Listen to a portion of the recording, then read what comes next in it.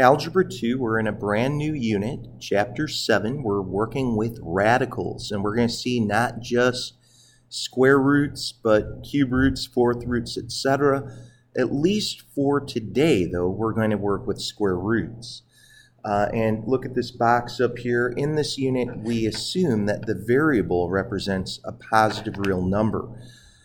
That's going to be very, very important. So for example 1, we're simplifying something like the square root of y to the 14th.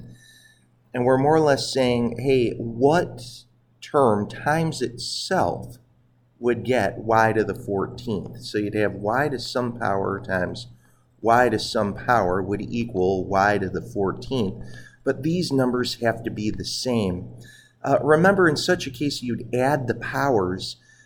So you might wonder how that's going to work out. If we called this just some question mark, you add the 2 question marks, you'd have 2 of them, and you divide by 2, you could see that would be a 7. So this is going to be y to the 7th, because y to the 7th times y to the 7th would equal y to the 7 plus 7, which is y to the 14th. What I do want to point out to you is very frequently kids are going to say, now wait a minute, aren't you just really going to wind up dividing that? 14 divided by 2. And that's a great observation. You can see that even over here, that's essentially what we wound up doing. Take a look at example 2, the square root of 36. Well, my goodness, we could definitely, hopefully know that as a fact. The square root of 36 is, in fact, 6. What number times itself is 36? That's a 6. But here we go again. What's the square root of z to the 4th?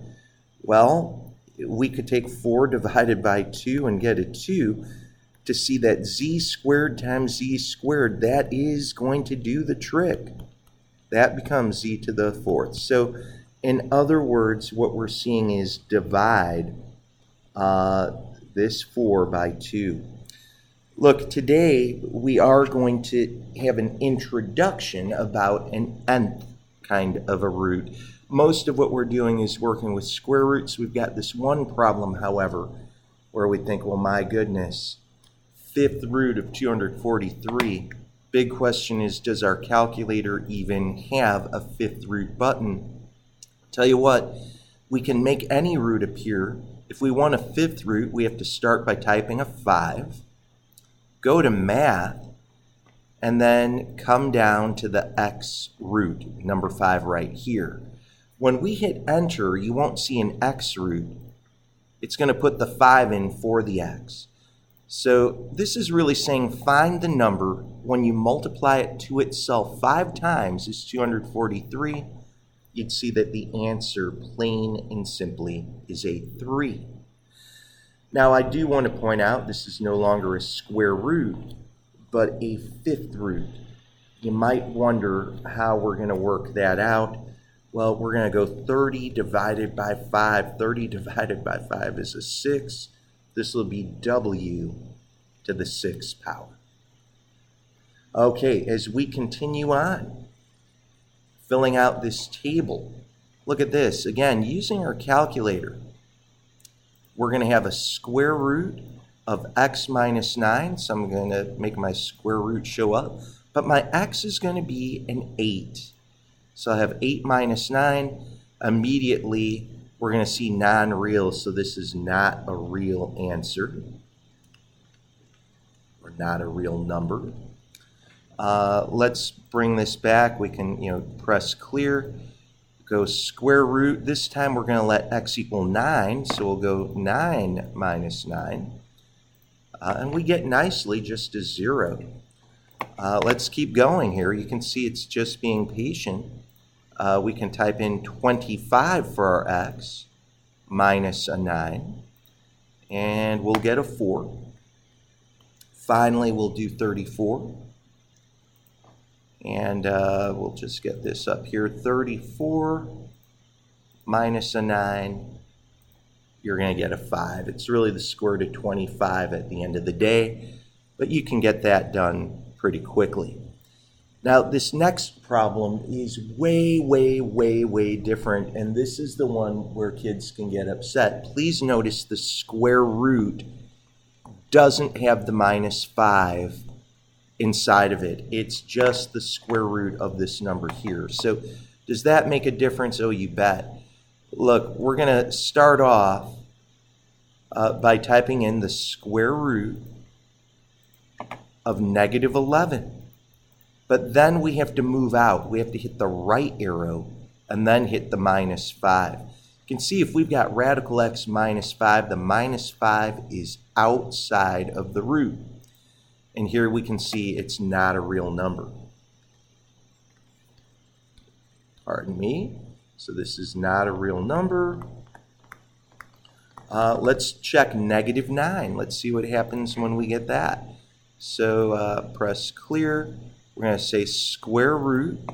Just type in -9. Move out of the square root because it's radical x. That's the square root of -9. Then we're going to say -5. And that's going to be another not a real number.